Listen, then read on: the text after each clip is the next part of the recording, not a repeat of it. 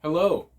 This is a very different format than what you might be used from seeing from me. Not the background or the light. Well, like the lighting is kind of different. I don't know if you can see, but it's reflecting in my eyes. I have a ring light that I got for Christmas a year ago that I finally started using today.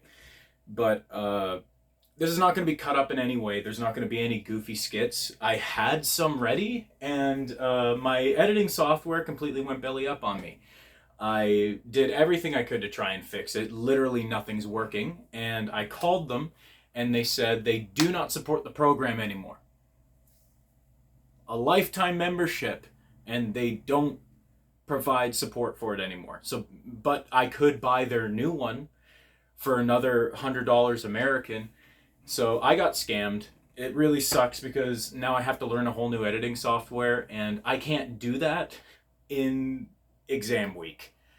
I have way too much to do, so this is all just going to be one take to try and get all of the information out to try and secure this grade. So forgive me.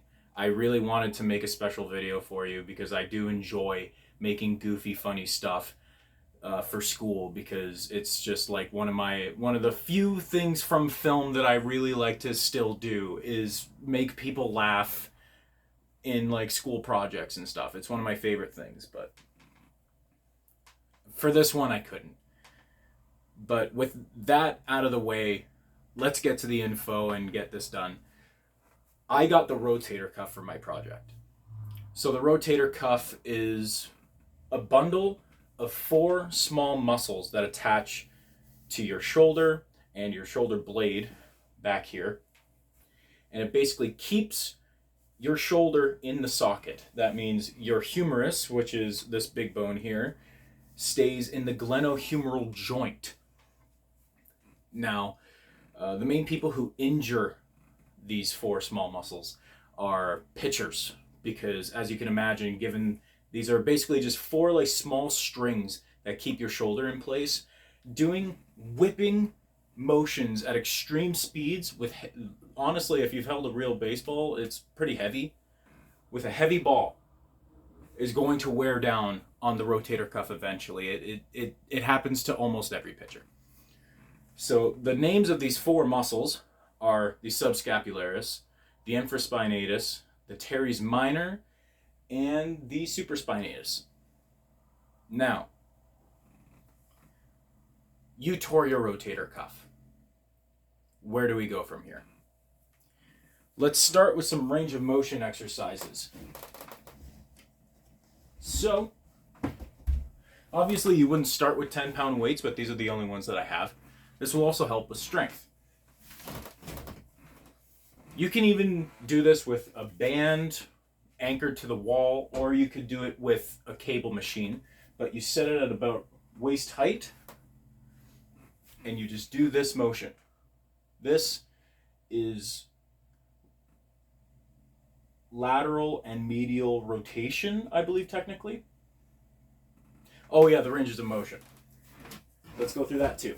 So the ranges of motion for this body part are pretty much anything to do with the shoulder. The main ones that the rotator cuff really work with are, like I mentioned before, the lateral and medial rotation, but your shoulder is capable of a lot. You got like forward flexion and extension, and you got abduction and adduction. You have, I believe this would be horizontal abduction and adduction. Yes, that's all of them.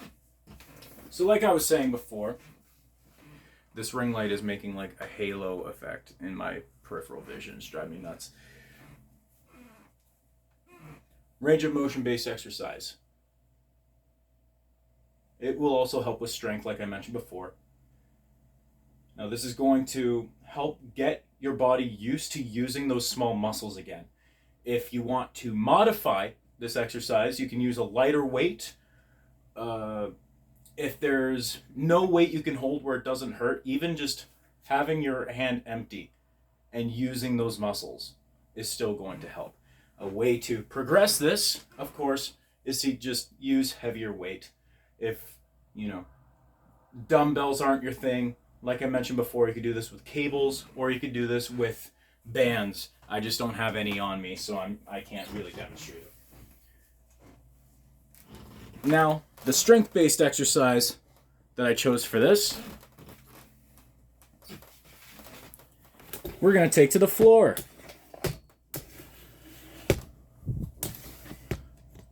It's quite the trip. The strength-based exercise that I chose for this is push-ups. Because, as I'm sure you know, push-ups rely heavily on your shoulders. And what supports your shoulders? The rotator cuffs. So you're going to be putting your shoulders into that flexion and extension stage while still having the support of your bigger muscle groups, like your shoulders and your triceps and your chest, all while still utilizing those 4 small muscles that I mentioned. Now, a way to modify this is to do push-ups from your knees. And if that's too hard, I have one coming up for you after this. A progression for the push-up. You could do a lot of things. People have many different ways of making push-ups harder. I like if you have a weighted vest, although that's a very specific piece of equipment. But what you could do, I'm going to be using a laundry basket for support, but I do highly recommend you use a proper piece of equipment such as a bench or a Bosu ball, is 1-arm push-ups. You could also use a Bosu ball just planted on it to just kind of make it harder. But I am not pushing with this hand.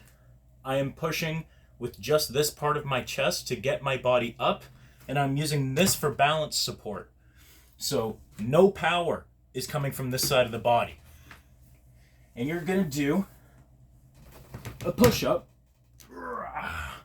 with just that one side of your body. This is a progression to a real 1-arm push-up without having to support the other half of your body. I just have to because I don't practice them enough. And that other modification that I mentioned, I have to aim at the door here. And I hope you guessed it by now, but it's going to be doorway push-ups. And they're just like you think. Just push up against the doorway. These are also great because you can't really reach this much extension on the floor. But in the doorway, you can.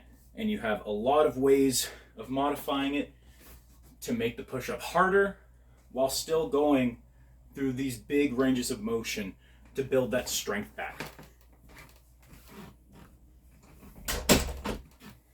And if even that's too hard, just go against the wall.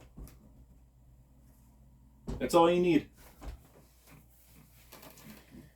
And for the skill-based activity, let me take this back to the floor. We're going on an adventure today.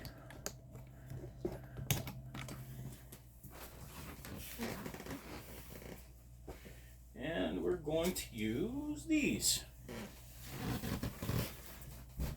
Skill-based activity you can do is being in that push-up plank position and running your shoulders through different ranges of motion while you're still in that position. So this side is assisting through just sheer strength, and this side is working with proprioception, just different ranges of motion to help you build that skill and that movement back into those small muscles. Now what you're going to do here is you're going to have your weight, your ball, whatever the object is, on one side, and you're going to pull it through. And you're going to do the same thing for the other side. You're going to keep going. This is great for the abs, great for the shoulders, and a fun little skill exercise for the rotator cuff. Now, if you want to make this easier, a good modification is to just use something that doesn't weigh anything, like this towel, for instance. Just drag it across the floor. So long as you are still running the shoulder through that range of motion, you are doing your job. And if you want to make it harder, use a heavier weight. Or you can add instability to the mix with Bosu balls. You could stack your 2 feet behind you. You stack one on top of the other to help introduce more balance as a challenge. Ooh, I can't even do that. Let's bring this back up, shall we?